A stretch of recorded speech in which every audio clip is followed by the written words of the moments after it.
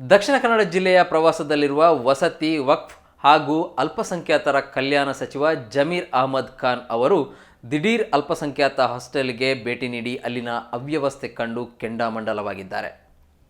CM ರಾಜಕೀಯ ಕಾರ್ಯದರ್ಶಿ ನಸೀರ್ ಅಹಮದ್ ಜೊತೆಗೆ ಸಚಿವರು ಮಂಗಳೂರಿನ ವೆಲೆನ್ಸಿಯಾ ರಸ್ತೆಯ ಅಲ್ಪಸಂಖ್ಯಾತರ ಮೆಟ್ರಿಕ್ ನಂತರದ ಬಾಲಕರ ಹಾಸ್ಟೆಲ್ಗೆ ದಿಢೀರ್ ಭೇಟಿ ನೀಡಿದರು. ಈ ವೇಳೆ ಹಾಸ್ಟೆಲ್ನಲ್ಲಿ ಶುಚಿತ್ವ ಕಾಪಾಡದಿರುವುದು, ಶೌಚಾಲಯ ನಿರ್ವಹಣೆ ಸರಿ ಇಲ್ಲದಿರುವುದು ಕಂಡು ಸಚಿವ ಜಮೀರ್ ಅಹಮದ್ ಫುಲ್ ರಾಂಗ್ ಆದರು.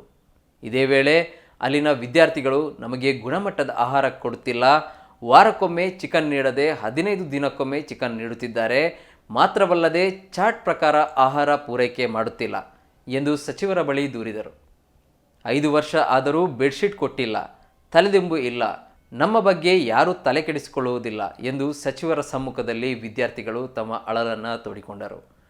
ತಕ್ಷಣ ಸಚಿವರು ತಾಲೂಕು ವಿಸ್ತರಣಾಧಿಕಾರಿ ಮಂಜುನಾಥ್ ಅವರನ್ನು ಸ್ಥಳದಲ್ಲೇ ಅಮಾನತು ಮಾಡಿ ಆದೇಶ ಹೊರಡಿಸಿದರು. ಡಿಎಂಒ ಜಿನೇಂದ್ರ ಹಾಗೂ ವಾರ್ಡನ್ ಅಶೋಕ್ ಅವರಿಗೆ ಶೋಕಾಸ್ ನೋಟಿಸ್ ನೀಡಲು ಸೂಚಿಸಿದ್ದಾರೆ.